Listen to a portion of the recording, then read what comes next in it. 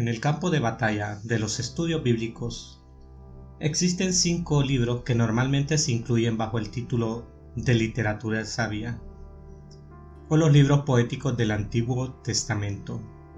Son los libros de Proverbios, Salmos, Eclesiastés, Canción de Salomón y Job.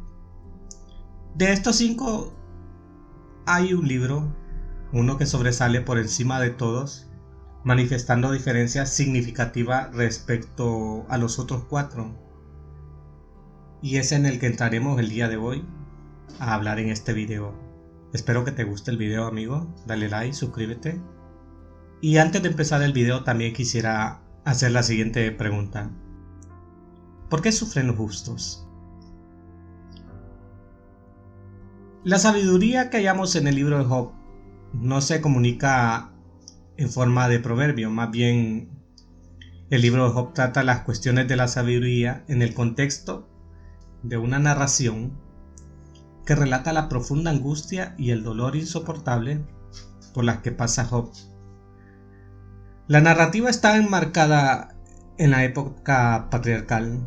Se han planteado cuestiones respecto a las intenciones del autor de este libro en cuanto a si estaba destinado a ser una narración histórica o de un individuo real, o si su escritura básica es la de un drama con prólogo, pues incluye escenas de una apertura en el cielo que describe un discurso entre Dios y Satanás y se mueve pues hacia un clímax en el epílogo, en el que Job pues al final recupera las profundas pérdidas que ha sufrido durante su juicio.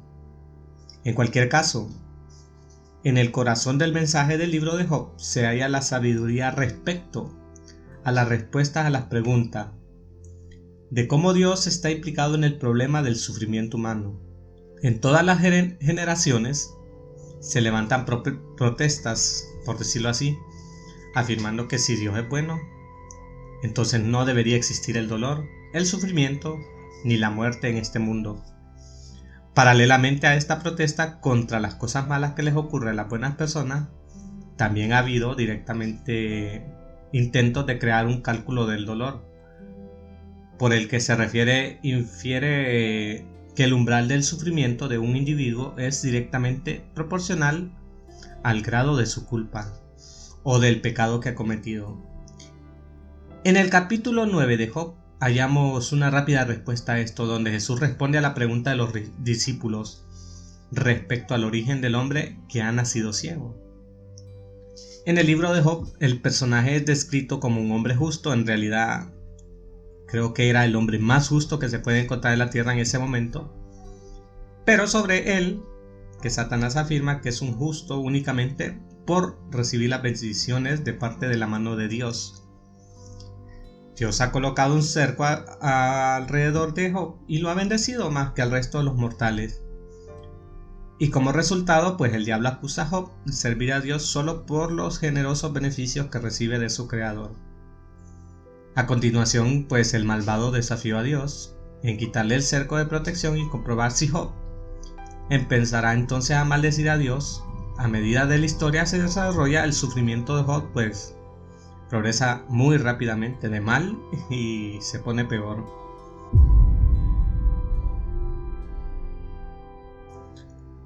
Según su libro, su sufrimiento es tan intenso que se encuentra sentado en una montaña de estiércol, maldiciendo el día en que nació y gritando a los 4 vientos su dolor incesante. Su pena es tan grande que incluso su esposa le aconseja que maldiga a Dios para que pueda morir y librarse de su agonía. Lo que viene a continuación es el consejo que recibe Job de sus amigos Elifaz, Bildad y Zofar, pues su testimonio revela cuán vacía y hueca es su lealtad hacia Job y lo presuntuosos que son al asumir que la innombrable pena de Job se debe a una degeneración radical del carácter de Job. El consejo que recibe Job alcanza un nivel más alto de gracia a las profundas visiones de Elihu. Elihu ofrece varios discursos que llevan muchos elementos de sabiduría bíblica, pero la sabiduría final que se halla en este libro no procede de los amigos de Job, sino del mismo Dios. Cuando Job pide que Dios le dé respuesta, Dios le contesta con este reproche: ¿Quién es este que oscurece los consejos con palabras sin conocimiento? Vístete para la acción como un hombre. Yo te preguntaré y tú me lo harás saber. Job capítulo 38 versículo 1 al 3. Lo que sigue este reproche es el interrogante más intenso que se ha planteado a Dios. A primera vista casi parece que Dios está acosando a Job. Según lo que él dice, ¿dónde estás tú? ¿O dónde estabas tú cuando puse los cimientos de la tierra? En el versículo 4. Dios cuestiona a Job pregunta tras pregunta de esta manera, pues ¿puedes atar las cadenas de las Pléyades? ¿O aflojar el cinturón de Orión? ¿Puedes conducir a los Mazarot en su temporada? ¿O puedes guiar al oso a sus crías? Versículo 31 al 32. Obviamente la respuesta a estas preguntas retóricas que viene con la rapidez de una ametralladora es siempre no, no y no. Dios castiga la inferioridad y subordinación de Job en su interrogatorio. Dios continúa asaltando a Job con preguntas tras preguntas sobre la capacidad de Job para hacer cosas que Job no puede hacer, pero que Dios claramente sí puede. En el capítulo 40 Dios le dice a Job finalmente, lo voy a decir con mis propias palabras, prácticamente le quiso decir así. ¿Debería un criticón luchar contra el Todopoderoso? Aquel que discute con Dios, que responda por ello. Esto en el capítulo 40, versículo 2. Ahora, la respuesta de Job no es demasiado, por decirlo así, o no es que demanda una respuesta desafiante. La respuesta de Job no es como decirlo así, para decirle a Dios, yo soy mejor que tú, o sobresaltándose sobre Dios, y Job siempre supo de que él era más débil que Dios. Más bien dice, contemplad, yo soy insignificante, ¿qué puedo responderte? Pongo mi mano sobre mi boca, he hablado una vez y no responderé 2 veces, pero no iré más lejos. Y una vez más Dios prosigue con el interrogatorio y se adentra más profundamente en el interrogatorio de fuego abierto, que muestra el contraste aplastante entre el poder de Dios, que es conocido en Job como el Shaddai, y la impotencia contrastante de Job. Finalmente Job confiesa que esas cosas eran demasiado maravillosas. Dice, había oído hablar de ti por medio de mis oídos, pero ahora mis ojos te ven, por tanto me desprecio a mí mismo y me arrepiento de todo corazón. En el capítulo 42, versículos 5 al 6. Algo que cabe de mencionar en este drama es que Dios nunca responde directamente a las preguntas de Job. Job, el motivo por el que ha sufrido, por ejemplo, es este o aquel.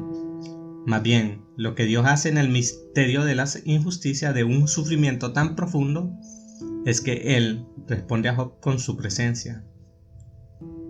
Esta es la sabiduría que responde a la cuestión del sufrimiento, no la respuesta de por qué tengo que sufrir de un modo particular, en un momento particular y en una circunstancia particular, sino donde descansa mi esperanza en medio del sufrimiento. La respuesta a esto proviene claramente de la sabiduría del libro de Job, que concuerda con las demás premisas de la literatura sabia. El temor del Señor, la admiración y la reverencia ante Dios es el principio de la sabiduría. Y cuando estamos perplejos y confundidos por las cosas de este mundo que no podemos entender, no buscamos respuestas específicas a preguntas específicas, sino que buscamos conocer a Dios en su santidad, en su rectitud, en su justicia, en su misericordia. Y todo esto se encuentra aquí, la sabiduría que se encuentra en el libro de Job. Este es todo el video para el día de hoy. Espero que les guste. Hasta pronto.